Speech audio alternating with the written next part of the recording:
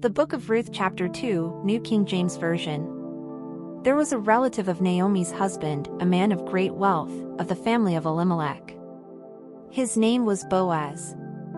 So Ruth the Moabitess said to Naomi, "Please let me go to the field, and glean heads of grain after him in whose sight I may find favor." And she said to her, "Go, my daughter." Then she left, and went and gleaned in the field after the reapers.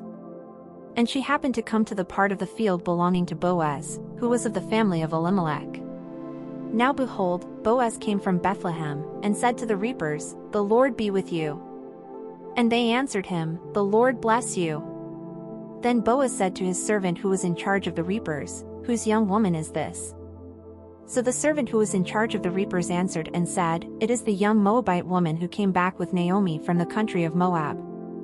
And she said, "Please let me glean and gather after the reapers among the sheaves."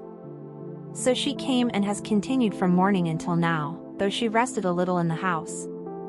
Then Boaz said to Ruth, "You will listen, my daughter, will you not? Do not go to glean in another field, nor go from here, but stay close by my young women. Let your eyes be on the field which they reap, and go after them. Have I not commanded the young men not to touch you? And when you are thirsty, go to the vessels and drink from what the young men have drawn." So she fell on her face, bowed down to the ground, and said to him, "Why have I found favor in your eyes, that you should take notice of me, since I am a foreigner?" And Boaz answered and said to her, "It has been fully reported to me, all that you have done for your mother-in-law since the death of your husband, and how you have left your father and your mother and the land of your birth, and have come to a people whom you did not know before. The Lord repay your work, and a full reward be given you by the Lord God of Israel, under whose wings you have come for refuge." Then she said, "Let me find favor in your sight, my lord, for you have comforted me, and have spoken kindly to your maidservant, though I am not like one of your maidservants."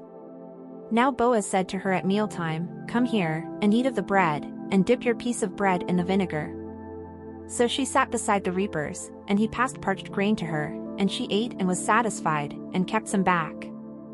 And when she rose up to glean, Boaz commanded his young men, saying, "Let her glean even among the sheaves, and do not reproach her.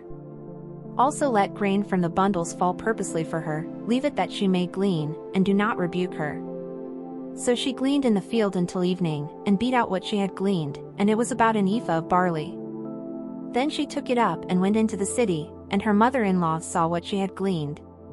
So she brought out and gave to her what she had kept back after she had been satisfied, and her mother-in-law said to her, "Where have you gleaned today?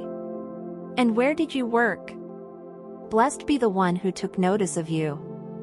So she told her mother-in-law with whom she had worked, and said, "The man's name with whom I worked today is Boaz." Then Naomi said to her daughter-in-law, "Blessed be he of the Lord, who has not forsaken his kindness to the living and the dead." And Naomi said to her, "This man is a relation of ours, one of our close relatives." Ruth the Moabitess said, "He also said to me, 'You shall stay close by my young men until they have finished all my harvest.'" And Naomi said to Ruth her daughter-in-law, "It is good, my daughter, that you go out with his young women, and that people do not meet you in any other field." So she stayed close by the young women of Boaz, to glean until the end of barley harvest and wheat harvest, and she dwelt with her mother-in-law. Thanks for watching. Please remember to like, subscribe, and share.